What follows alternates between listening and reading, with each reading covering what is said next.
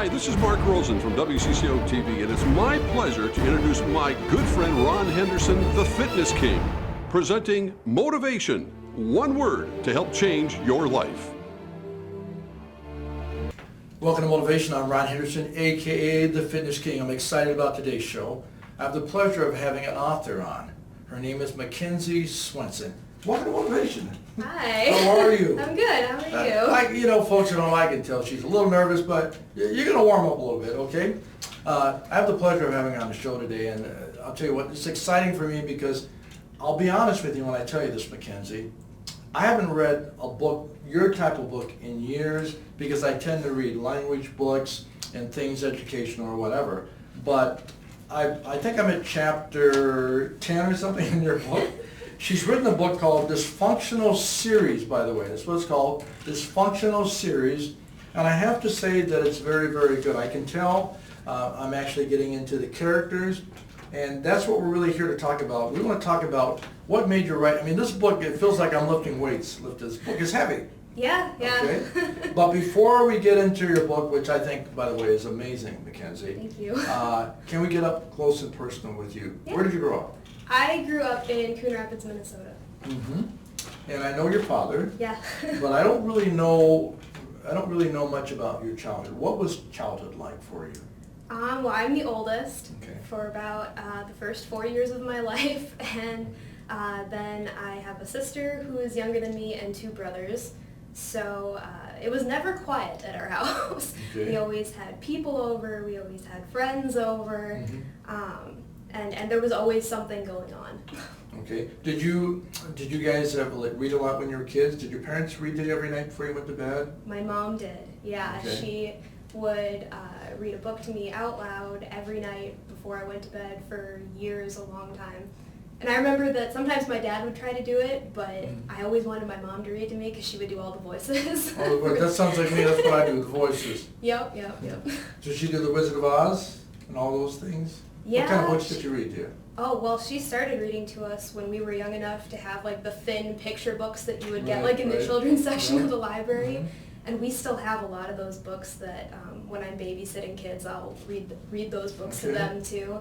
And then, as we got older, she would move on to chapter books and things like that. Okay. And I think one of the last books she read to me before she kind of stopped was one of the Harry Potter books. So we kind of made it all the way up to teenage years too. Okay. So when did you start reading yourself individually, where you actually said, hey, something's drawing me to this, where you really just kind of fell in love with reading yourself? I do remember the first book that I finished on my own. It was called Half Magic, and I think I was in 4th grade or something like that. Mm-hmm. And my mom had started reading it to me, and I wanted to finish on my own. And I was very determined that I was going to finish this book. But for a long time, I didn't even really want to read on my own because she was so good at it that I wanted to just keep hearing stories from her. That's a plug. That's a plug to mom, right? Yes. That's a plug to your mom. Yeah. That's good. Okay, that's good. So you're reading. So what drew you to start writing? And before we even, McKenzie, before we even go there, growing up, did you write? Did you have like a journal? Did you do a diary? I mean, where was your first? I tried having a journal and a diary. I think I might even still have some of those old ones where I made an attempt at just writing what I was doing every day, but I could never get very into it, and I always stopped. And I found out that I wasn't very interested in writing about myself. I really wanted to tell stories. Right. Okay. So you couldn't see the size of this book? I'm telling you, the size. This is like bigger. This is like a Bible or something. It's a big book. Okay. And this is a lady that said that she really wasn't interesting. You didn't do journals, right? No, I couldn't get into it. So you're not narcissistic. You don't want to be writing your own stuff down, huh? No, my life is so boring. I don't want to write about me. Your life's not boring. Okay. So when did you actually kind of like realize that you wanted to be a storyteller? I probably. How old were you, too? Well, I started writing not seriously writing stories when I was young, probably like 5th grade or something like that, but I think I started to take it more seriously as a teenager, maybe around 14 or 15, and Okay. at that point it was just kind of a dream, like, oh, maybe someday I'll be a published author, and it wasn't until... At 14 or 15 you thought? Yeah, That's yeah. good. It wasn't good. until after college that I thought this is something that I really seriously want to do. Mm-hmm. So after college is when you said, I'm going to write a book, basically. Well, I had already started writing stuff before then, but it was at that point that I was like, if I could make this my career, that would be amazing, and I really want that to happen. Okay, so is that your career right now? It's the beginning of it. Hopefully it'll sort of take off from here. Okay. So where did the idea of the Dysfunctional Series come up? Where did that actually, how did that start? I think it was my first semester of college, and I came up with the three main characters first, and the concept of these superheroes who have superpowers that sort of fix their major flaws, or appear to do so. And I took off with it from there. So I just had the concept and the characters at first, and I didn't have a real story to go along with it until maybe about like a year later. Okay. And now I know what a lot of people when they get older, a lot of this stuff comes with, they eat weird stuff, and at night they get these weird things from what they eat. Maybe they have a jalapenos or something. So was it anything like that for you, or what was this? No, I think, because this is how I had started telling stories even when I was younger. Like I would come up with characters or a concept first and then build a story around them. But I think this was the first one that felt very, like it had a lot of potential. Yeah, so it sort of came up the normal way my other story, like I created my other stories, but this one just felt like it was going to be better. Okay, so your first page of this functional series was written how long ago? Your verse for maybe your fourth, your fifth, or sixth page. When was that? Maybe 5 years ago. 5 years ago. Yeah. That's when you started. How long did it take you to actually finish the book? Well, in this case, it's a series, so there were 3 books with them, and the first book took me much longer than the others because I didn't really have a writing habit established yet. I wasn't writing every day. So 3 separate books, but you wrote one book first? Yes. The first book took me maybe 3 years. Was that published?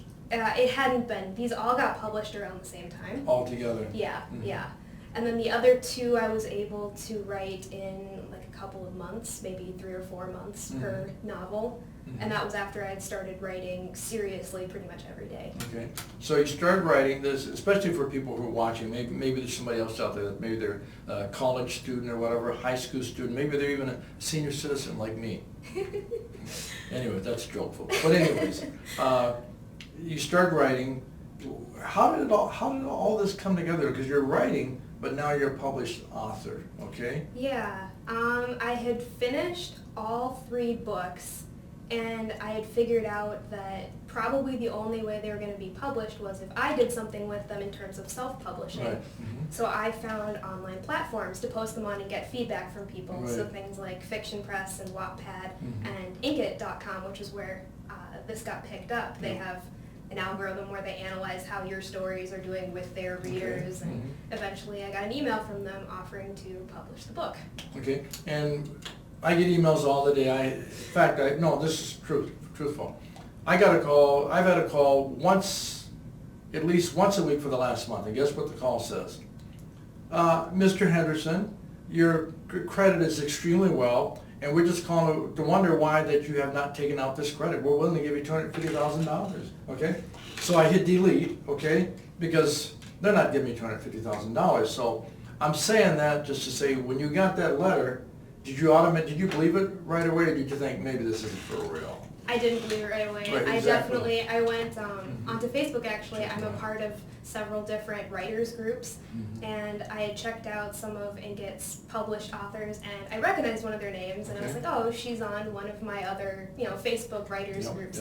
So I talked to her about it, and just asked her, what her experience was like, and what were some of the pros and cons. And I think kind of what settled it for me was, she said, if you're an unknown author, it's a good way to get your foot in the door and sort of get your name out there. For the first book. For the first time, For the yeah. first book. Yep. Yes, so, yes. so that was sort of the deciding factor for me, and Okay. also it was more of a traditional publishing contract, so I didn't have to put money into it necessarily, Exactly. as I would have if I had gone the self-publishing route. Right, okay. And McKenzie, you said, this for my audience, You were saying the pros and cons. What were the cons about it? You said she explained that to you a little bit. Well, her experience was obviously different than mine, but some of the things that she had said were cons was, you know, you don't always get the type of consistent reporting that you would like. You know, you kind of have to go and ask people like, hey, how is my book doing? They don't necessarily tell you right away.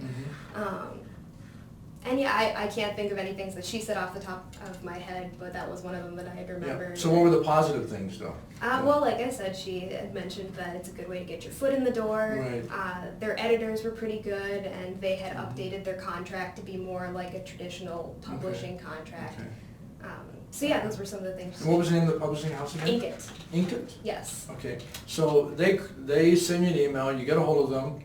Did they fly in to meet you or something, like the big celebrities, or what they do? We talked on the phone, we talked through email, and we did some conversations on Slack. Yeah, is that like Skype that. or something? It's a little like Skype, yeah. Okay. Okay. So they do a publishing deal with you. Did it cost you anything No. at all? No. Okay. So they publish your book for free. Yes. And it's got, how many pages is this book? Oh, Too many to count. Yeah, there's quite a few pages. 200 and almost 250, about 260 pages in this book. They published it for free. Okay. So how does that work?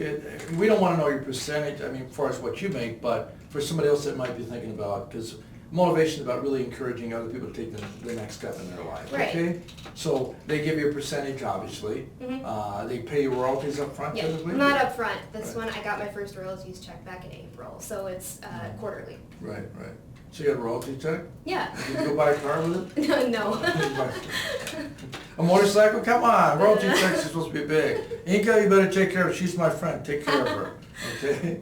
Well, that's exciting, though. Yeah. That's exciting. And again, I'm going to tell you that I don't typically read books like this, but I found, you can look and see why I ended, but I found it very interesting reading about Reuben. Oh, yeah. So I kind of know the characters of the story. And I told my wife, I said, this is actually a really, really good book for somebody. So folks at home, if you're watching the show, you might want to pick up McKenzie's Dysfunctional Series book, okay? Because it is very interesting, actually. Thank you. And it's, I remember, being in high school and reading books, and they would always have, they'd say, well, the person had this on, they wore that. And when I haven't published it yet, I was writing a book called The Rock That Couldn't Be Moved. And I talked about Big Rowdy Howdy, who he had the biggest hat, and he had the biggest horse, and that's as deep as I got. But you really get into this book. Yeah.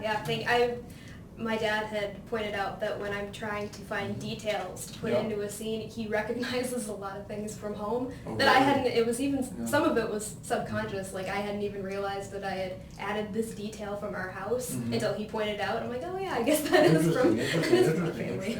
Which is funny, because I was going to ask you that. What do you think characterizes the majority of your writing, you know? Well, I would say definitely dialogue between characters. That's like what I would say I'm best at.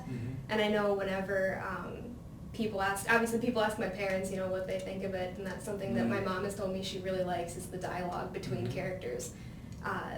And I've always kind of known that was my strength, so I kind of write chapters around dialogue and then add in more descriptive things later. So are you good at debating too then, or what? Yeah, maybe not. Within my family, I'm good at debating. I don't know about with. Were you straight A student in high school? You weren't? No. Okay. You get Fs? No, I didn't get Fs though. So I was like, got some A's and got some B's. Okay.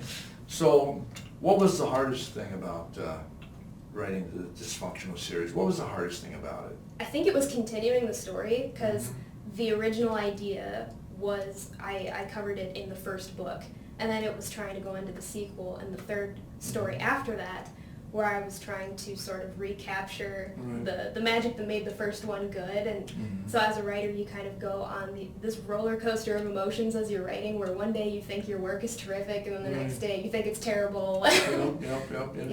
Interesting. So,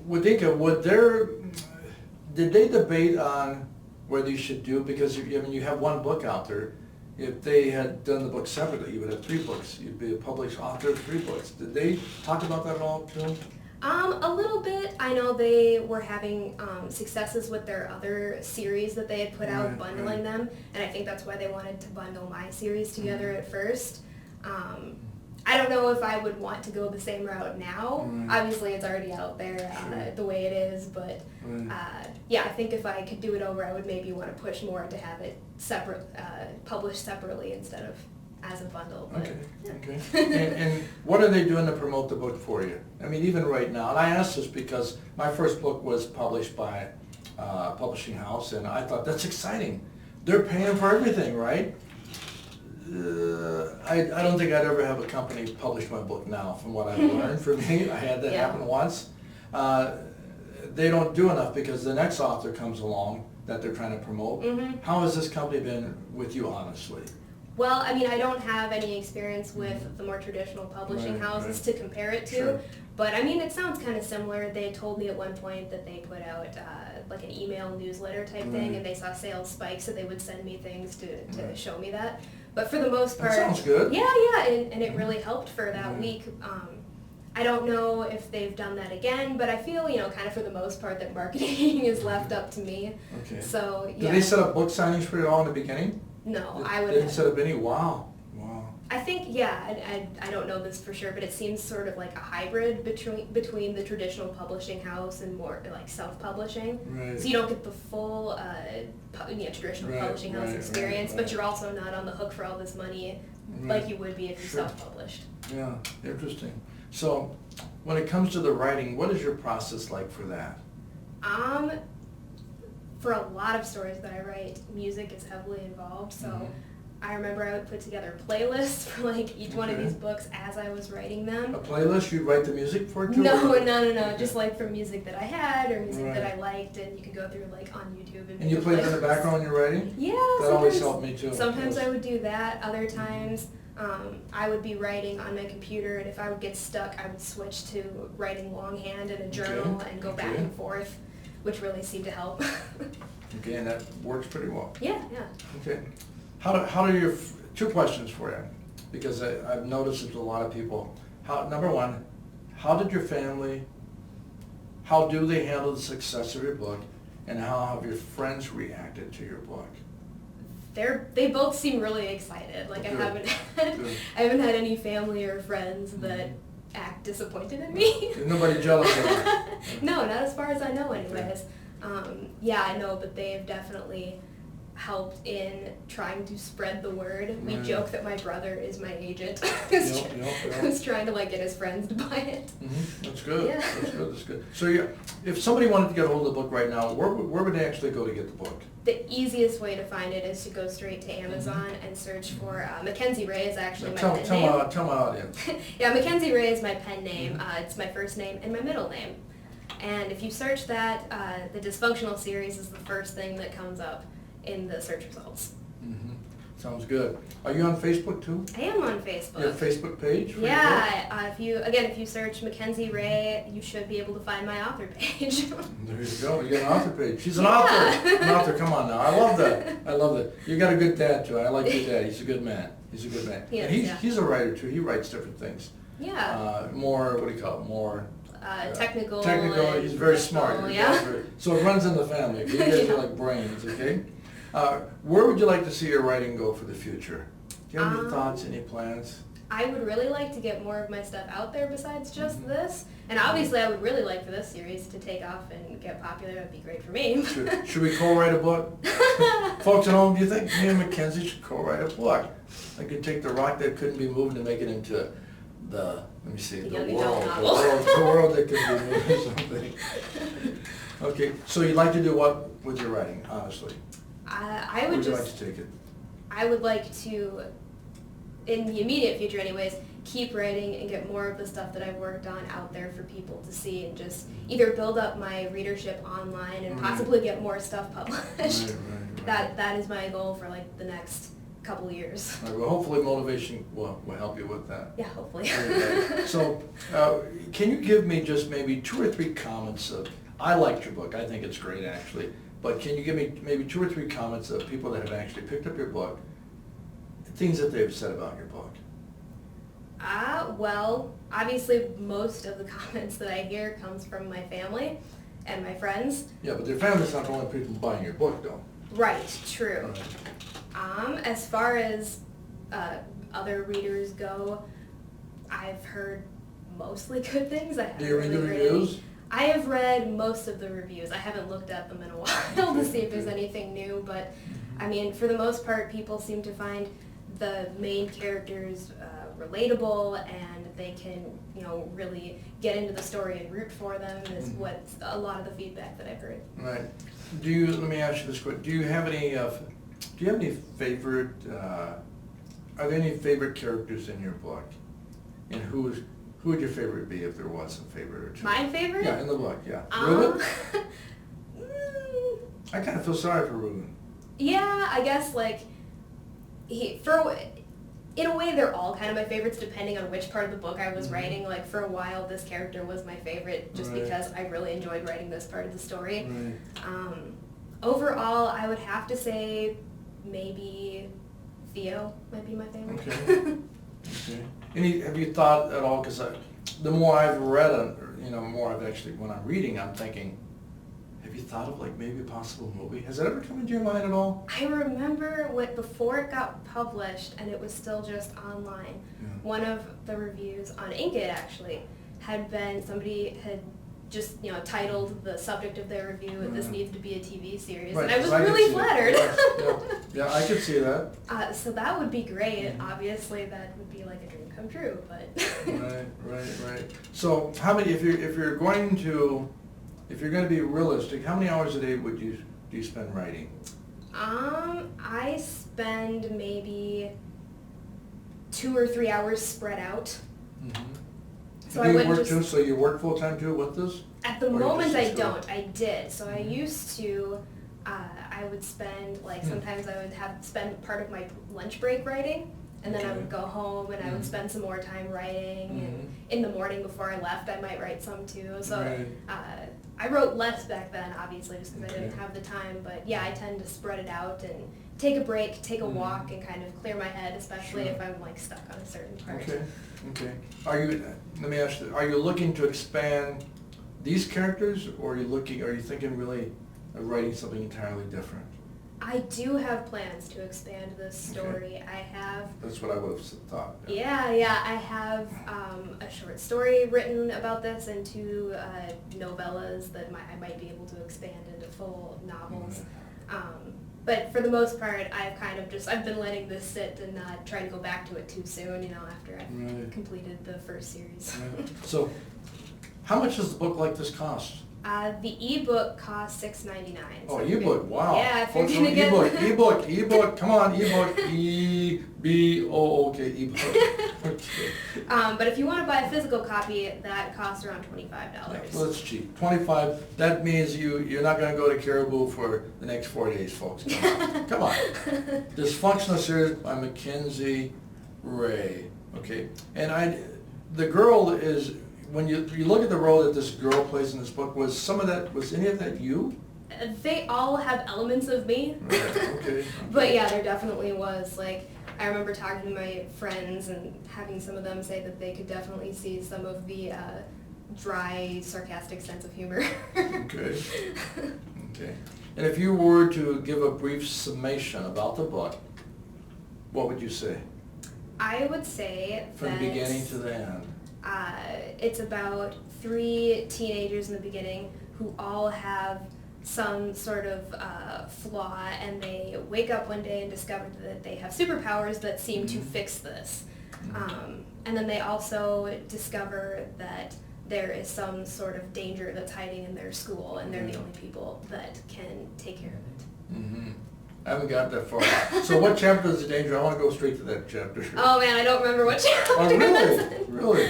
That's all the way back in book 1. Are you serious? Folks, I think she's fibbing. Yeah. So is it the first 20 chapters or something?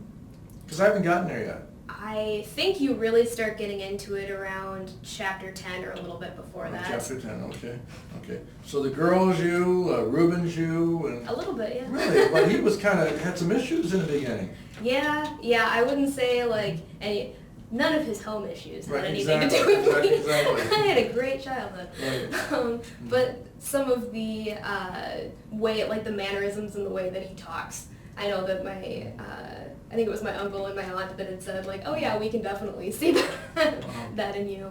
Mhm. Well, you know, I participated several weeks ago with Christine Clayburgh, the 48-hour film project. Mhm. That you might want to do your own little 5-day film project on this and do like a 5 or 8 minute movie piece, you know? That would be cool. Because people nowadays, you can do it with 4K cameras or whatever, and at least get some act. And most people with what you're doing, you can get people for free. I'll volunteer. I'll be the principal of the school. All right. You're in trouble. Go to your room right now. Hurry. No. Anyways, I'd be the principal or a policeman or something like that. Yeah. But anyways, honestly, you can get people people love stuff like this. You're very intelligent, you're very creative, and folks at home, I mean, some of the words in this book, I was like, it reminded me of my old days when I used to get the Reader's Digest, or I would pick up I used to write down every word in the Wall Street Journal that I didn't know, because I hated to have somebody talking over me. So then I looked that word up and I remember the word. You got some big words in here. Yeah, a couple of them anyway. Okay, and where'd you learn those words? Not from your dad. That's a joke. No, your dad's very intelligent. That's a joke. Mike's great. So. I read a lot, and I think a lot of my vocabulary just came from reading other books. Right. I actually remember one of the comments from the editor that I had was saying that I might want to reduce some of the big words because it didn't sound like something that like one of the characters would say, and I was like, no, that's the girl Sally. Like that's her personality. She would totally say that, so I ignored it. Exactly. I agree, and I think anytime you're doing something like this, you have to be so careful on whose opinions and thoughts that you take, because you know the character and you know the purpose behind the character. And one thing I will say about you is I would not have known that you had that vocabulary talking with you before. We go to the same church, Yes. Riverdale and Coon Rapids. And so you've been taught well, because when I used to learn words, they'd always say, if you learn properly, the right words will come out at the right time. They're never coming out because you're trying to impress somebody. Yeah. It's just that's the perfect word that you need to, to put your thoughts across. And yeah, it comes out much more when I'm writing than just if I'm talking to people. Exactly. Now let me ask you this on a separate note, okay? Can you share one thing about you, one thing, not two things? Well, I gotta be specific with young people, by the way, okay? One thing about yourself, McKenzie, that most people don't even know. Your dad probably doesn't know, your mom probably doesn't know, the girl who thinks she's your best friend probably doesn't know, okay? One thing about yourself that you'd like to share with the audience that most people don't know. Oh man, I don't know if I can think of something that my family doesn't know, but one thing that surprises some people that don't know me very well is that I'm really weird. I come across as like very nice and polite, which I am, but no, I'm very weird. Like a couple years ago, I had this little case that when I was younger and I was losing teeth, I would put them in there and then like the tooth fairy comes. But I kept my teeth. I didn't wait to get like money from the tooth fairy. And so a couple years ago, I decided I was going to get earring backs and just turn 2 of my teeth that I lost when I was a kid into earrings. And it surprised a lot of people because they didn't know that I'm weird. And you did that. Folks at home, can I tell you seriously? Never had a guest on motivation when I asked them this question that said theirs was they're weird. Okay? Now that's a little weird, but yet it's funny. I appreciate you sharing. I appreciate your honesty. Yeah. And by the way, I think all of us are a little weird in all little ways. Okay, we all have little things that we do or don't do. Okay, folks at home, Ron Henderson, aka the Fitness King. My guest has been the one and only, the beautiful McKenzie Swenson, and her book is Dysfunctional Series. Okay, can you see that? Look at that book right there, Dysfunctional Series. It's a good book if you're looking for some good reading, just something to take your mind off of the hard work through the week. Might consider getting the book. It's available at Amazon.com. I want to thank you for tuning in to Motivation and all that you do. I want you to stay fit, stay blessed. We're going to see you next time on Motivation. Great job.